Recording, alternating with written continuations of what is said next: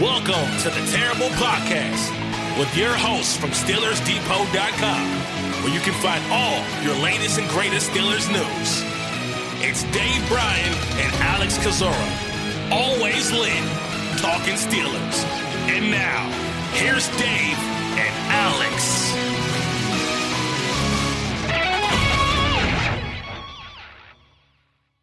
Welcome to the Terrible Podcast, Season 13, Episode 85. He's Dave Bryan. I'm Alex Kozora, SteelersDepot.com. Thanks for being back with us here this Monday, Steelers Nation, as the 2022 NFL season officially comes to a close with the Kansas City Chiefs, your Super Bowl champions in Super Bowl LVII, beating the Philadelphia Eagles 38-35 Sunday night in Glendale, Arizona. Patrick Mahomes, MVP of a really fun game that had a pretty bitter ending, but overall, as Super Bowls go, Dave, I think that one was pretty enjoyable. Yeah, I thought it was very entertaining, top to bottom. I'll tell you this, I was ready for it to kick off when it kicked off. Such a late kickoff. Man, there's only so much pregame stuff, and Tom Rinaldi trying to make me cry like 3 times before the game. You know, he's becoming, I know this is before your time, and I've said it before on the podcast, kind of the new Roy Firestone. You know, Roy Firestone used to be on ESPN for several years, for a long time ago, and he'd have these sit down chats, and he'd always get the athletes to cry during these one-on-one interviews, and it's kind of highlighted a little bit. I think if you've seen Jerry Maguire before, it's kind of not, I won't say spoof, but was kind of sort of the storyline in there. But man, there were a couple of segments in there, pregame there that he had done that, man, somebody cutting onions in my house there. But they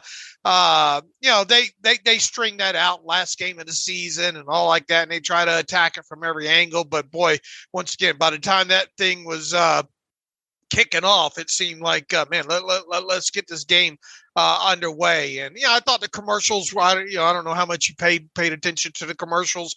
I thought they were pretty decent, overall. I'm an old school music fan, so I enjoyed the old Men Without Hats safety dance, use of that tune in there. And then obviously the who's the flag football girl, Diana Flores. Yeah, Diana Flores. I thought, and that commercial obviously featured a lot of NFL players, and Cam Hayward was one of them. And I thought they did a fantastic job using the Joan Jett cover of Wild Child in that as well too. And there were a couple other ones that cracked me up overall. But the game, what was exciting, I mean, especially for the NFL, if they really love offense, they got a lot of offense in that game and not so much defense overall. And I really think, the game came down to, this second half adjustments that the Chiefs made on offense, especially in the low red zone there. 2 easy touchdowns there, and really shame on the Eagles. How's the old saying go? Fool me once, shame on you. Fool me twice, shame on me. And you got to take your hat off and hand it to Andy Reid and Eric Bieniemy there. And I think you also got to take your hat off and hand it to Patrick Mahomes, because, in that first half, kind of later in the first half, looked like he dinged that ankle up pretty good. Again, man, drugs can do some things, can't they? that Toradol or whatnot. And, he had a nice scramble there in the second half, and, they made a couple more plays in the Eagles in this game, and the defense on both sides of the football really didn't show up. I didn't think overall, man. What was the stat last night? The Eagles had something like 70 sacks, right? Yep. On the season, and none in that game. And I think how many did the Chiefs have? Just 1 or 2, and one of those was I think running the quarterback out of bounds. In there. I think both offensive lines played very well overall. And I didn't think the defenses played all that great, but the Chiefs have managed to get, a few more stops. Boy, the third down I'm rambling here, but the third down differential in this game and the time of possession, at least for most of this game, and the amount of plays ran, by both teams was really, really lopsided for a lot of the game. And in fact, man, the Chiefs only faced 8 third downs in this game, and they were 4 for 8. And the Eagles ran 18 third down plays and were for 11 for 18. But I think it came down to low red zone, and the Chiefs out schemed the Eagles in that part of the field. To me, the Chiefs are an NBA team, and I mean this as a compliment in the sense of they always go on a run. Despite the Eagles really controlling, I won't say dominating, but controlling the first half. I mean, the Chiefs were on the field. I think the joke, and this might be literally true, that Rihanna was on the field more by halftime than the Chiefs were in the first half. But despite that, the Chiefs were only down 10, and their offense was a master class in the second half. And like an NBA team that's down 10, 12 points in the third quarter, they can turn it on really quickly. Don't always play great defense, but lock things down late, and they just kind of really go on a hot streak, and you're just trying to figure out what the heck happened whenever, the Chiefs have their offensive output that they had. And yeah, low red zone, getting Kadarius Toney and Sky Moore both wide open on very similar, if not identical concepts. And heck, special teams as well. Toney with a big punt return that set up the Sky Moore touchdown. That was obviously a massive impact play at a crucial moment. And of course, Harrison Butker with the game-winning short field goal there. So I think the Chiefs just are remarkable. The offensive line did a tremendous job. The tackles played better than I expected. Field conditions probably a factor in that one with all the toolsy pass rushers the Eagles have slipping. But it's hard to bet against Mahomes, Andy Reid. Another reminder of that last night. Unfortunately, the center stage story today is about the defensive holding call on that third down very late in the game. Should have been called. Was it the right call? Will the game be defined by this? And unfortunately, we're talking about penalties when we should be talking about what a great game this was. Yeah, the field conditions, boy, it was evident early on, players slipping all over the place, and you spend $800,000 on the biggest game in the sports world, and to have that kind of stuff happen. I wonder if things would have went better had they kept the roof closed. Because I think they said that maybe some humidity or not, or I think I read something about on one of the golf sites, because I think the what was it? Not the PGA, but the USA Golf. I forget which entity helped kind of design that turf that they used in that. But whatever they did, I don't know, too much paint or whatever mixed with conditions, it didn't play. So that's going to be one of the storylines I think a lot of people are going to be talking about here. And then, as you stated, that holding penalty on Bradford as well too. And I mean, they had the pool reporter with Carl Cheffers after the game, and you look at the replays at every different angle, and it seems like it was the right call. Bradford even said after the game, I don't know if he's just trying to, just fan it down. I don't know what, but I mean, he came right out and said, "Yeah, I held him, was trying to get away with it." And they called it, and there was a tug initially when JuJu came off the line, and so many words. Carl Cheffers said that was really the main cause of drawing the flag in that, and it was obviously in a key situation in the game where you could get off the field in that situation, and they couldn't do it. So I mean, it wasn't as ticky-tack as what I first thought initially when it was called. It's still not going to stop the talk because of when it happened, how late in the game, and the impact that penalty had on the game. But when you boil it down, I think it was the right call. It was.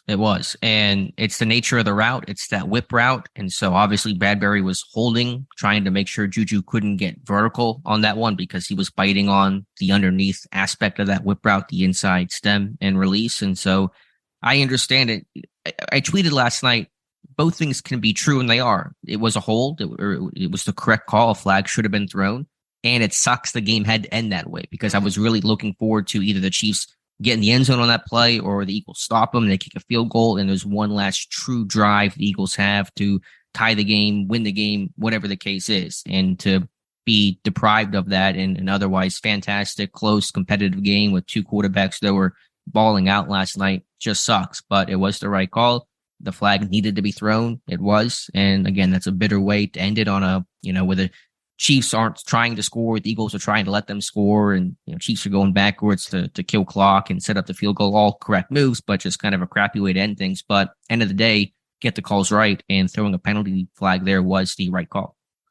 Look, you mentioned a little bit earlier there, too, special teams impacting this game with a long return. And let's not forget that even though it wasn't kind of a forced situation on the Chiefs defense, they capitalized on it. Of course, talking about the Jalen Hurts fumble, and then he kicked it, and then they picked it up and ran it back for a touchdown. So they got contributions, so to speak, out of all three phases right. Of the game. And boy, at the time that right before the Chiefs got that turnover and scoop six, if you will, it really looked like this thing had a chance to get away from the Chiefs at the time, and that obviously got them right back in it. And boy, how big a drive was that coming out of the halftime there as well too. Your quarterback's dinged up, and you really didn't play all that. You didn't have an opportunity. You weren't on the field a lot during that first half, as you stated. And for the Chiefs to come out in that second half and put that drive together that they did and march down the field, that was a pretty big turning point in the game as well too. And then the further you get into that second half, there once again, and Dan Orlovsky has a great video on that this morning on his Twitter feed, talking about the adjustments. How they paid attention to what the Eagles were doing with some of those motions and used it against the Eagles, and the Eagles had never adjusted back to it, and especially down in the low red zone there. So coaching, they got it from all three phases, and they got it from the coaching as well too. Absolutely, they did. And I made the quip after the Jalen Hurts fumble that Nick Bolton scooped and scored. I can't imagine that Patrick Mahomes has lost many games in which there's been a defensive or special teams touchdown working in his favor. It's hard enough to beat the Chiefs straight up as it is. And you give him 7 points like that, it's darn near impossible. I believe the stat is now he's 19-2 in games where there's a non-offensive touchdown scored by Kansas City. And so another example of that win last night. But yeah, good coaching wins out. And listen, the Eagles played a good game. Jalen Hurts was fantastic besides the fumble there, and he responded in a huge way with a touchdown drive after that scoop and score touchdown by Nick Bolton. So you want to give those guys credits. The Eagles, they're not like the Rams. They didn't go all in this year. The window is still very much open. They're going to lose some pieces. They're going to lose one, if not both, their coordinators, but they're going to be back, and Hurts is going to be an exciting player. But the Chiefs, are they dynasty? How close to dynasty can we call them? I mean, if they had won that one against Tampa Bay a couple of years ago, right? So I think they're not there yet. I think they have to win one more. But that's fair. I mean, look, they obviously are going to be, when you have that quarterback, when you have the quarterback position taken care of, you're going to be a favorite year in and year out, and they obviously are depending on what sports book that you look at, either co-favorites or outright favorites to win the Super Bowl next year there. And they were just very, very balanced overall, I thought, on offense there. And you look at you want to boil this down to the TOX, the turnover and explosive play stats there. The Eagles had, I think, it was either 5 or 6. Let me double check real quick here. The Eagles had 5 explosive plays of 20 yards or more. The Chiefs had 4, but they had the turnover to add on to it. So 5-5. And not only did they have the turnover, that turnover ended up in the end zone, so that you could really kind of call that the tiebreaker there. So from that aspect, obviously a close game. But once again, I really thought the difference in the game was, Mahomes was able to really show no huge noticeable ill effects of that ankle injury in the second half. And then the coaching of the Chiefs down in the low red zone, and then you throw in that long return by Kadarius Toney there.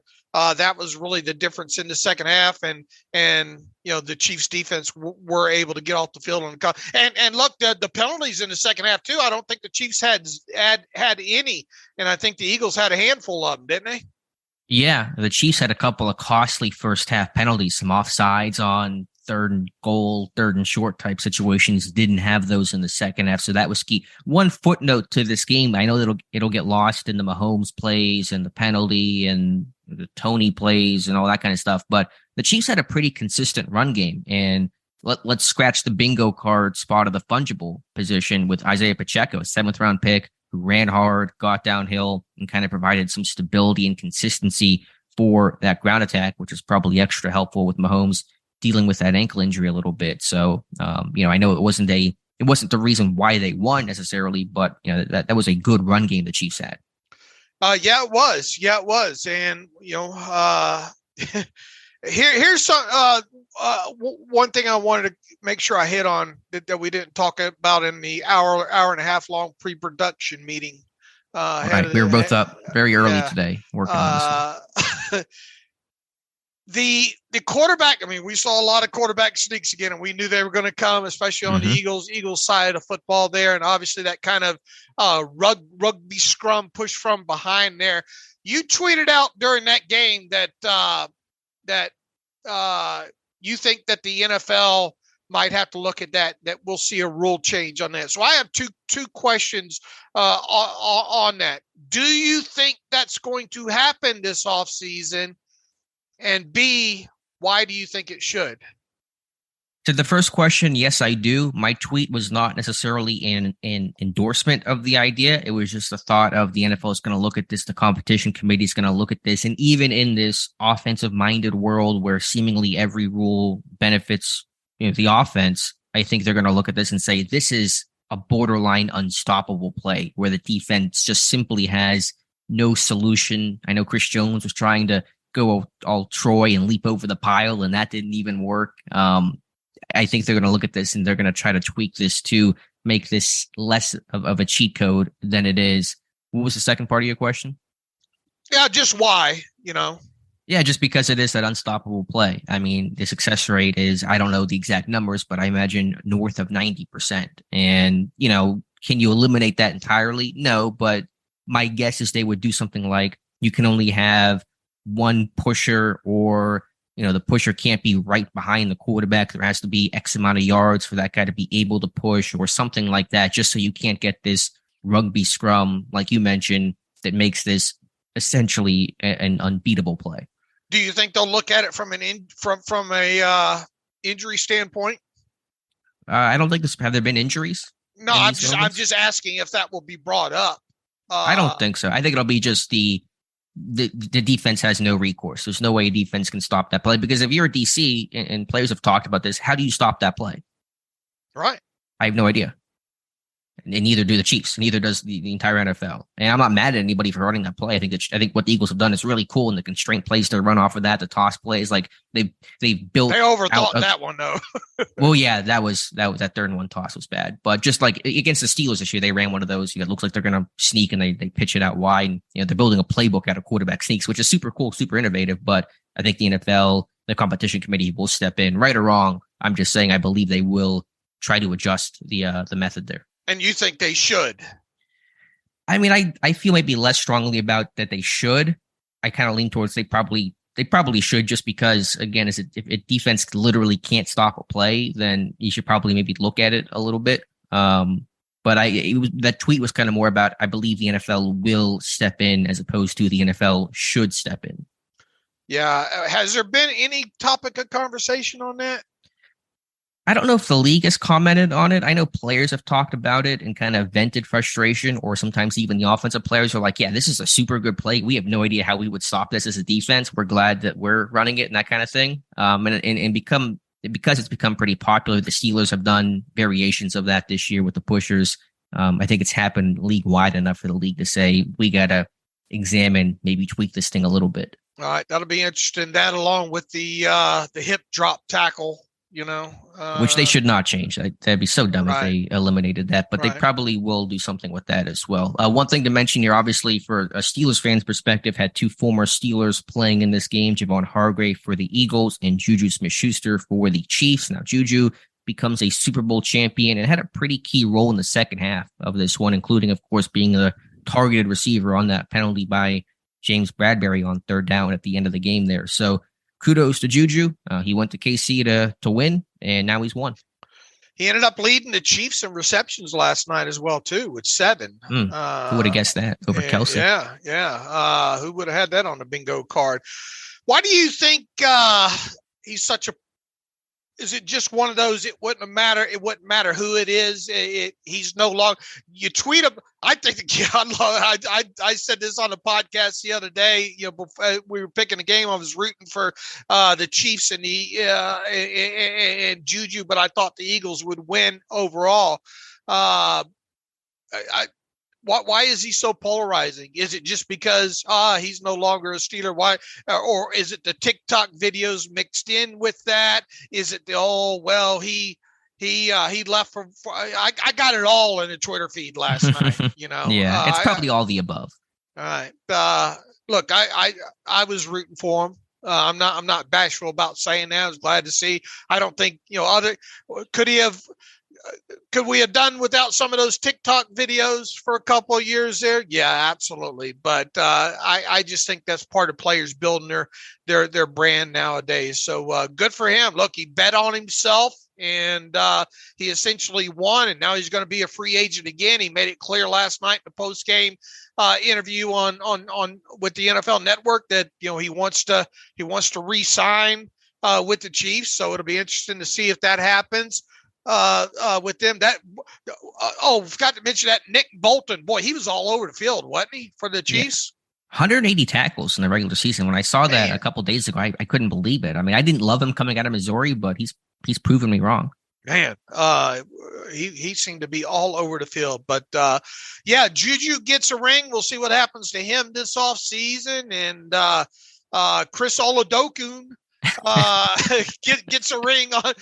That's a little thorn in your side to end the season there, because, you were pretty animate about, the Steelers.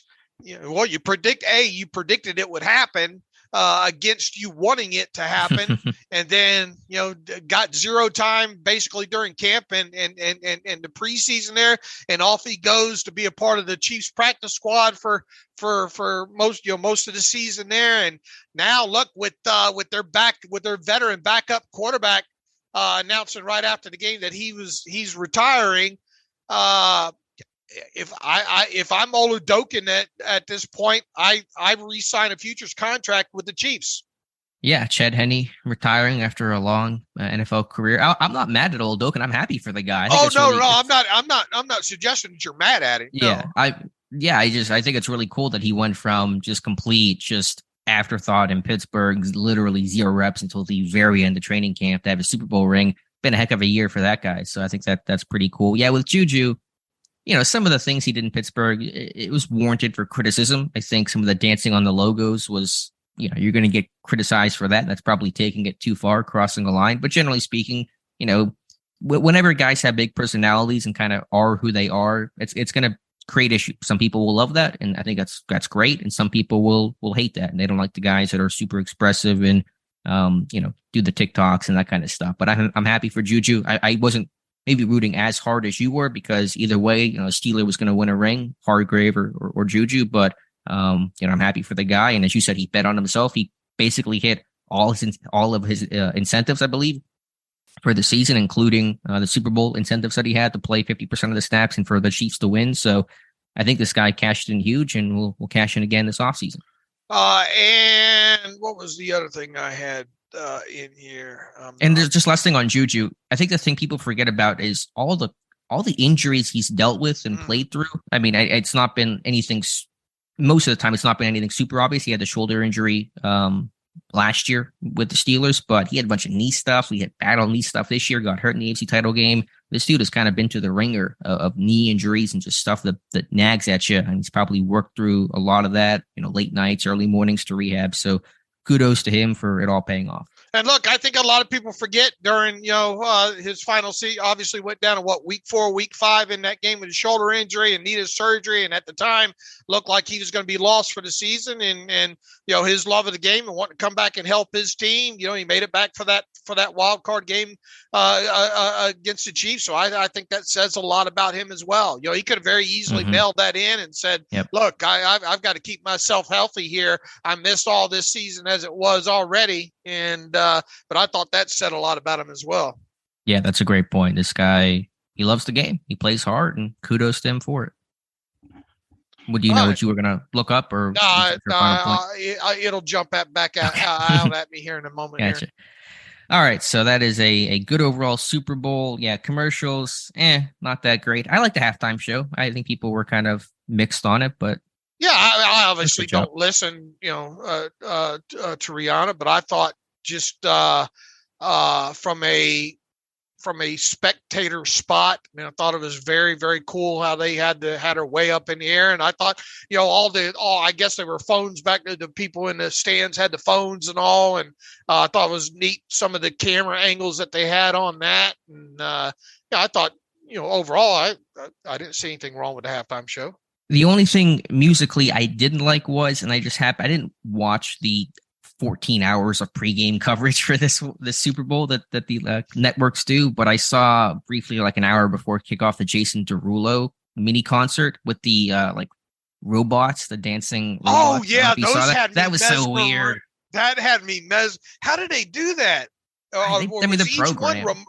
Were they programmed, or were they? No, they're all programmed. Yeah, but like that is some dystopian weird stuff that made me unsettled. Yeah, they were all in sync, and yeah. Don't like that. Who needs that? Who wants that? Let's not do that. I for one with all these UFOs floating around right now, right? Right. It was gonna be another podcast. Like I liked your joke about the blimp guy was probably pretty scared last night at the Super Bowl going down. Be careful, Goodyear blimp. Yeah. I'm into aliens. I'm like, I don't think it's aliens, because if it's aliens, the government's not able to. They're not going to shoot them down. Like, they wouldn't be possible. So I don't know what's going on. But anyway, let's kick it to a different conversation here. Cam Sutton's contract. Take us through the voidable language on that and what that means and what that does not mean, because unfortunately there's some misinformation going around about Cam Sutton's contract. Yeah, and some people will take what we write and not credit us, as was the case with Sports Illustrated. And then they write about it and they get the info wrong about it anyway. But this isn't new news. Just there was a little bit of question, I think, about the date on this. But as usual, I try to get a hold of Joe Corey and get to the bottom of some of these things. And it was as really as I had expected all along there. It makes generally when you see these contracts void, it's usually 5 business days after the Super Bowl. And that is indeed the case with the Cameron Sutton contract, which would make it this coming Friday, the voidable years. Because remember, the Steelers is part of the last time that they signed him to that. It was essentially a 2-year deal because of the COVID year and having to help get his first year contract cap number down. They added 3 voidable years onto that. All of those will void once again on Friday, 5 days after the Super Bowl. So what does that mean? It just means that those extra years void. It doesn't change when he becomes an unrestricted free agent. Sports Illustrated, not knowing what they're writing about and trying to take someone's information and make it theirs, they wrote that he immediately becomes an unrestricted free agent. That's not the case. Mm-hmm. It just what's happening here is his additional years void, and assuming that nothing's worked out before that happens, which I think, look, stranger things have happened, right? It does seem kind of doubtful, though, that the Steelers would get something done with Cam Sutton between now and Friday that would prevent that dead money from rolling forward, right. $2.1 million. But I mean, never say never, right? But assuming that they don't get anything done with him, and assuming the contract, the voidable years do void on Friday, then instantly there'll be $2.1 million of dead money on the books in Cam Sutton's name in 2023. However, he does not become an unrestricted free agent until the start of the new league year in the middle of March. Right. So, and we've seen that with many players who've had their deals void, including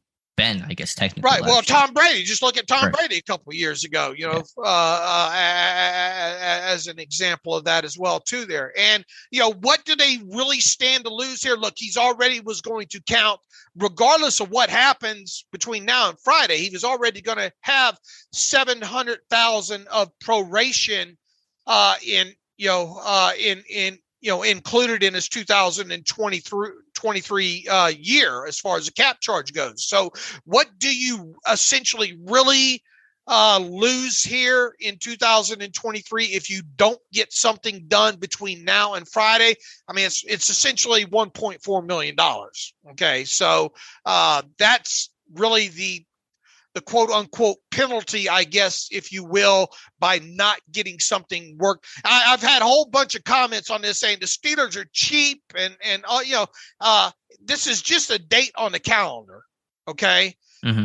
It doesn't mean that he's leaving or can immediately sign with another team or anything like that. It's not like he becomes a street free agent in this situation. This is a date on the calendar where the voidable years void, and you work forward from that point there. So that's the 411 on that.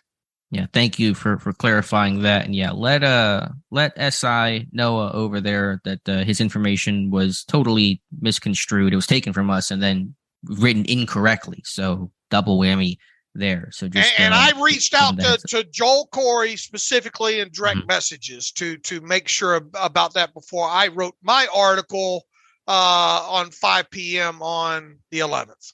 Right. And so just to be clear, Cam Sutton will become a free agent like the other pending free agents on March 15th, I believe is the date, correct? Right. Start of the new league year. Right. So that's when that actually we fully expect them to, I think the general consensus is that they will get something done with him, right? Right. And even Field Yates today for ESPN. It's always tough to tell if these are guesses or reports or some sort of cross in between, but he expects, wrote today that he expects Cam Sutton to re-sign with the Steelers. My terrible take today is on that topic as well. So give that a listen Monday afternoon.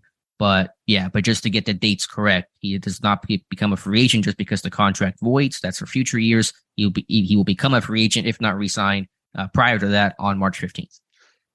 What did we learn from the Super Bowl when it comes to the 2023 Steelers, if anything, that we didn't already know going into the game? I mean, score more points. We got to score more points. All right, Matt Kozora. Yeah, Matt Canada Kozora. 38-35. Top offenses made the Chiefs and the Eagles were among the two top scoring offenses in football. That's the Final Four was Buffalo and not Buffalo, but Cincinnati, Kansas City, the 49ers, and Philadelphia. And so those are some of the best offenses in the NFL. And so it's no secret. Look at the past Super Bowl winners. They're all top 5, top 10 in points per game offensively. So that's where the bar needs to be. Yep. Explosive plays. And you had something about time of possession today, right? Or about plays, right? Yeah, it was just a little tongue-in-cheek to say the Steelers finished first in at least one offensive stat in average plays per drive, which is actually pretty cool, 6.51 plays per drive, but still 26 in points per game. And so even that stat shows that they're possessing the ball, and we saw what they did the second half of the year with the ball control and, winning by big margins in time of possession and plays and that kind of stuff. But you got to finish, you got to score. It doesn't mean that much to possess the ball if you're settling for field goals or if drives are stalling out. Right. And so, we didn't really learn anything that we didn't know. No. You need a great quarterback. You need good scheme. Right. And put points on the board. All right. Coming out of the Super Bowl every year, obviously, immediately the odds go up for the next Super Bowl. And, depending on what your favorite sports book is to look at, there's every year there's usually a little bit of a span in there, and I think so far on this Monday morning anywhere from plus 5,000 I plus 6,000 here at the Superbook Westgate in Las Vegas, where a lot of lines really originate from there. But and globally, I think if you look at all the major books, there's only about 7 to 8 teams that have longer odds than the Steelers do when it comes to Super Bowl 58. That's obviously the betting public and what they think they can get as far as action and all like that. Is that fair to have such long odds? I don't hyperanalyze it. I know that neither of us really do, but yeah, it's probably fair. Does anybody really think Pittsburgh's going to be strong Super Bowl contenders in an AFC that's going to be loaded, that may be adding Aaron Rodgers? The Jets, certainly could be doing that sooner than later. AFC North, it's going to be very competitive across the board. Kenny Pickett made strides. You're encouraged by that, but can he really be ready to go toe for toe with all the top names? Probably not. And so for Pittsburgh, for me, my personal hope, expectation as we sit here today, and it's unlikely to change, is make the playoffs, win a playoff game, do that, and I'm happy to start things off to kind of work your way up the ladder.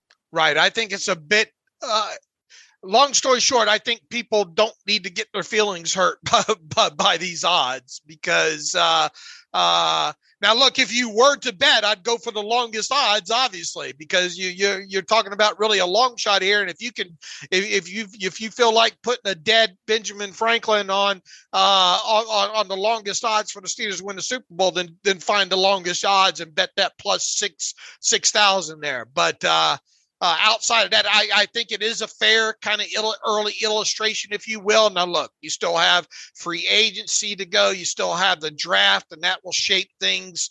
Obviously, for a few teams, I don't think it's going to heavily impact the Steelers' odds there. But anyway, that's what the betting public, at least at this point, thinks about the Steelers in 2023, is that they're essentially long shots to win it. And I think that's a fair characterization.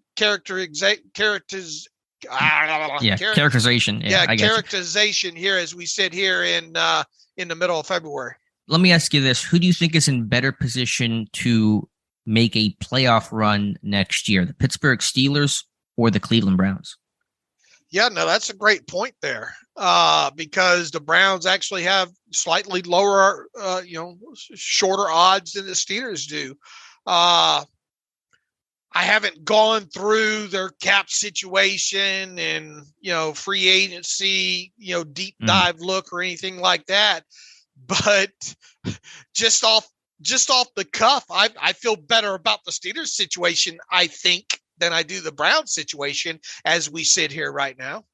Yeah, I'm kind of mixed on it, because it's what Deshaun Watson are you going to get? Obviously there was so much rust to shake off, and things got a bit better for him towards the end of the year, although not in the finale against Pittsburgh. But it's going to come down to that. But interesting to kind of see those two teams, obviously. And then Baltimore, what happens with Lamar? Reporters, they're going to tag him, but a trade has not been ruled out. And so obviously if he's gone, that's going to dramatically change the shape of their franchise. So AFC North is going to be really interesting. You have Cincinnati at the top. They're going to be stable. They're going to be the favorites, as they should be, as they may be for a couple of years. And then behind that, it might be a real fight between the Ravens, the Browns, and the Steelers. I mean, look, you've got obviously some talented teams on that AFC side right now. The Chiefs, the Bills, obviously the Bengals. What are the Ravens going to be? The Chargers have got still a good QB situation over there. The Jaguars are up and comers, now based on what they did. So I mean, it's going to be a tough road to get down. Yeah, 100%. The AFC North and the AFC at large is so competitive with all these great quarterbacks and other guys that will emerge. And again, Aaron Rodgers may be playing in the AFC next year. So it is a quarterback-driven world. It is a quarterback-driven conference in the AFC. It's a quarterback-driven division with literally all first-round picks in the AFC North. And so that's why so much rides on Kenny Pickett, and not just him, being a starter and kind of being hopefully the guy going forward, but becoming that, at least top 10 type quarterback. All right. So we'll see how we keep. It's one of the things that keeps us busy. Something to write about during the off season. Not that they mean a damn, but we'll see how much the draft and free agency impacts the betting public as we move forward here. Same with the power rankings. I mean, the game ended and power rankings are up, and we know that means a whole hill of beans, but something to write about there. Dave, something to write about this week, and you had a really good article on a name that you've heard a little bit in connection to Pittsburgh, but not a lot, but a name, as you argue, and I think you're right about that, you're going to hear more in connection to the Steelers at pick 17, and I'm hopefully getting the pronunciation here correctly. I heard Jonathan say it once, but Clemson defensive lineman Brian Bresee. Seems to be a guy that checks a lot of boxes when it comes to the Pittsburgh Steelers. Yeah, look, and this is once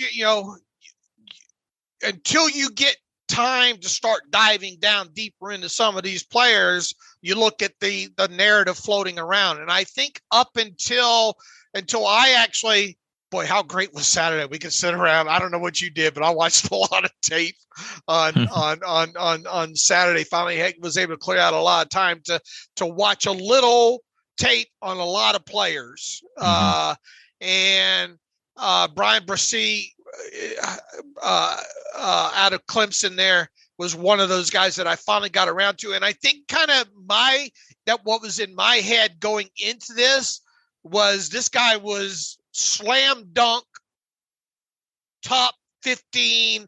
No way he's not going to fall guy. You're one of those guys. Yeah.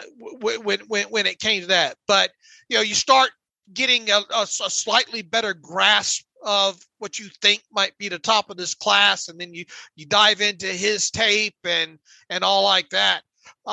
I do think this now. Look, I don't know where he's going to land yet because you had a Daniel Jeremiah come out, I think, in his last mock draft and specifically say that teams are split on Bresee out of Clemson there. When you look at him from a measurable standpoint, first and foremost, he fits what the Steelers looks for, right? 6'5" 3/8 pre-combine, 305 pounds.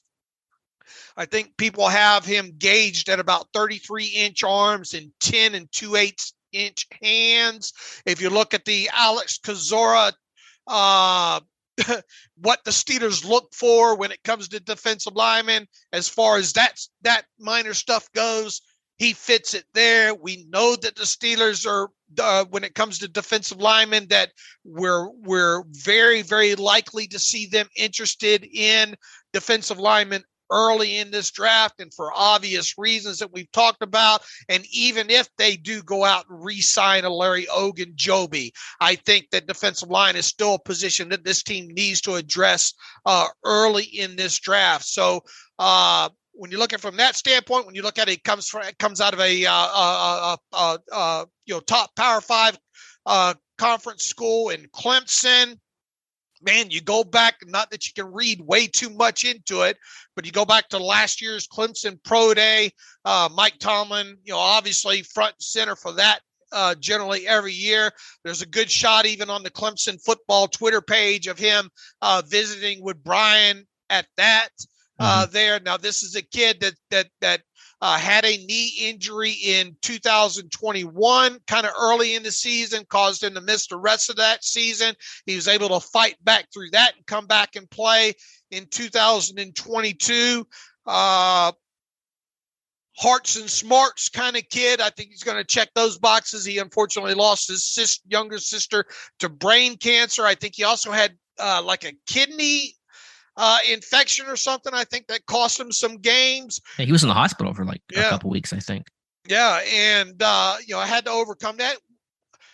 In the 2022 tape that you look at on him, there are some very strong positives in there, but there are some things that I think, and obviously I have to watch more of it there, that I think, was this part of this kid going through the kidney issue and then still trying to trust that knee in his first season back. I think if you go back into his early 2021 tape before the knee injury, and then specifically his 2020 tape, I think you're going to find more of what you're looking for. Long story short, and I don't know if this is going to be the guy or not. I don't know if he's going to be more of a 17th overall option, or is this a guy that could even fall down to the 32nd overall pick overall? This is the way I leave it. If you're building a list of 10 to 20 players that you think could be the pick at 17th overall or 32nd overall, this kid needs to be on it. Yeah, I think it's a well-argued case that you're making there. I know that these are all little things and it's not the say-all, end-all. It's not a smoking gun, but they add up. That Nick Eason is the defensive line coach at Clemson, point. Who, it's your point that you made that reminded me of that. It's a good one, the connection there, former Steeler, in Pittsburgh in general has a very close relationship with the University of Clemson. Remember when Kevin Colbert went down there last year, they retired his jersey, kind of quote unquote, or gave him a jersey, a little memento for all the work down there. So Dabo Swinney and that organization, Clemson and Pittsburgh are like tied at the hip. We talk about Ohio State. We talk about, Pitt and Penn State, but like Clemson and Pittsburgh are the closest that you're going to find. And Tomlin obviously has been going there forever. So that's all well reasoned. The concerns are, as you said, he's kind of a polarizing guy. I know that Jonathan is not super high on him because he's so hot and cold and didn't play consistent snaps this year. And what kind of guy are you going to get is the question with him. And I just look at a first round pick, 17th overall, with 51 career tackles, 9 career sacks, 15 career tackles for loss. I know obviously injuries impacted that, but that's also kind of the point. I mean, this past season, 15 tackles in 10 games, 3.5 sacks. Is that first round production for the Pittsburgh Steelers? No, overall, generally not. And he did only play in 28 total games, but he did play in 28 total games. So there is the experience there. I think, and once again, I'm going to have to watch more of 2022 tape in there.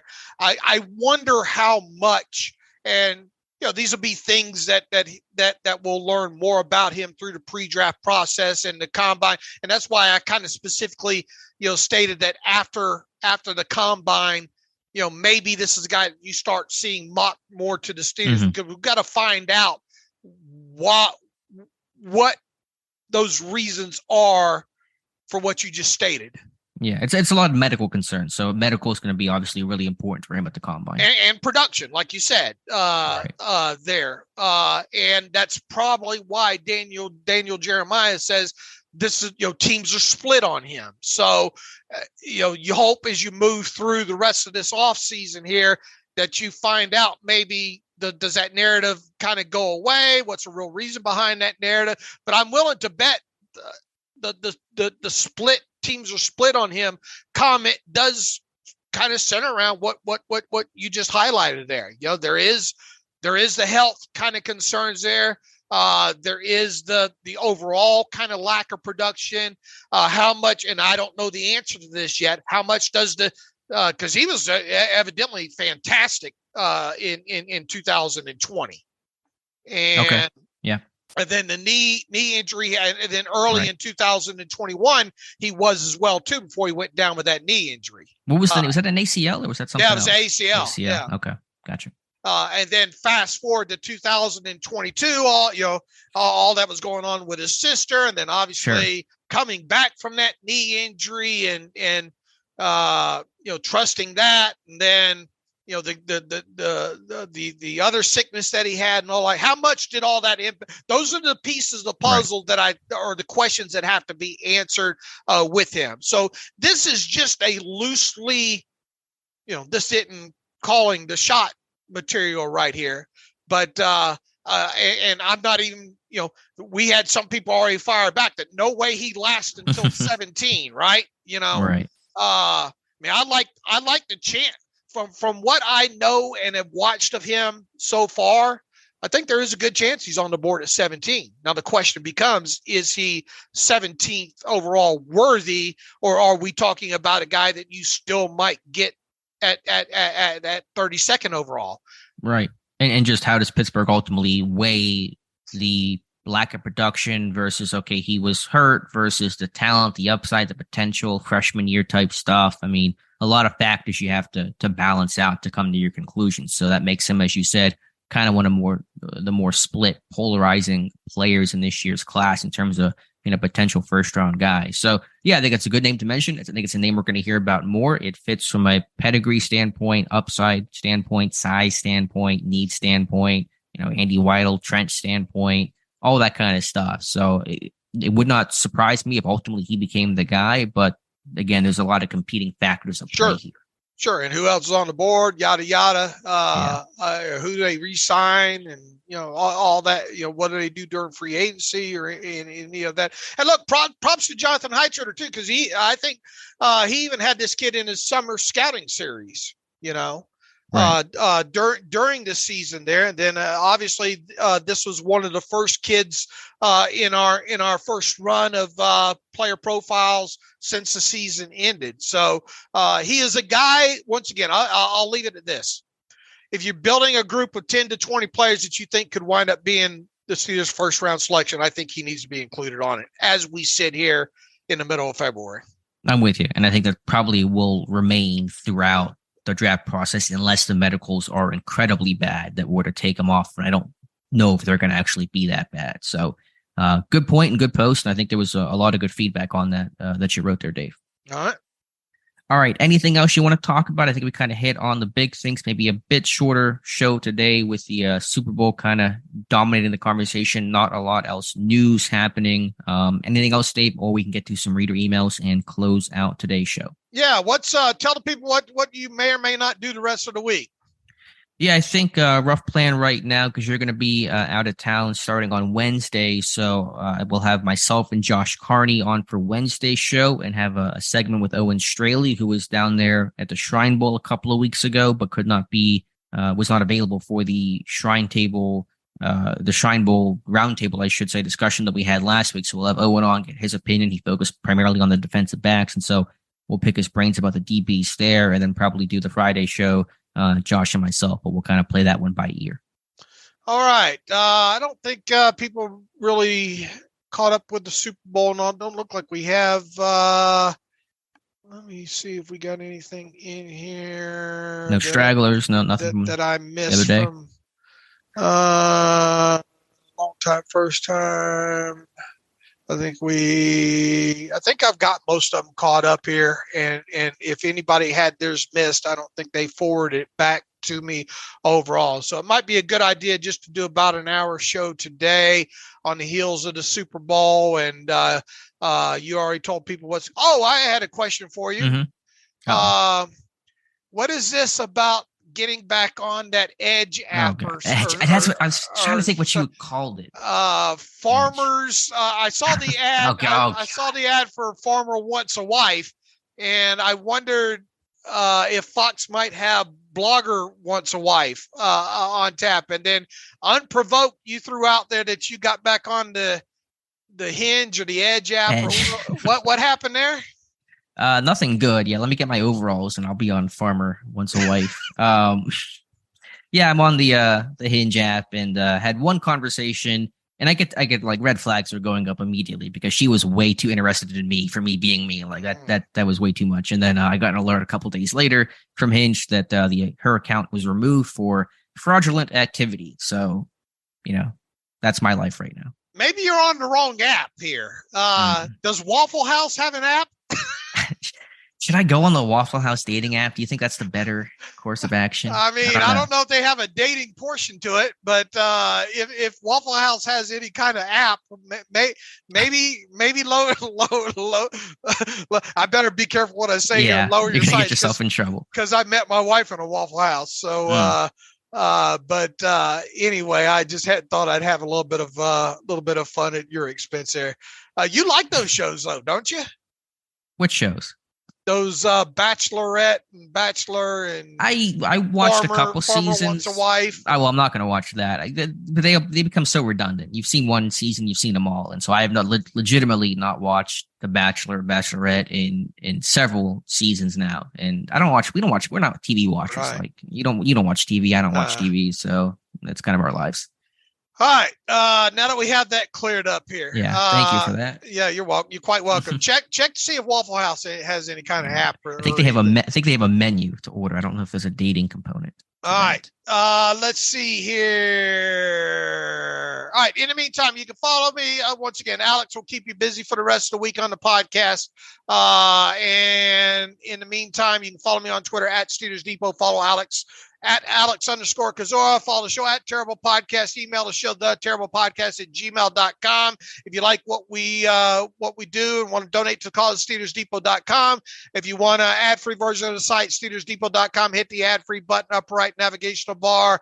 That way, and we're going to be keeping you entertained all off season here, we hope. So, in the meantime, as always, thanks for listening to the Terrible Podcast with Dave and Alex.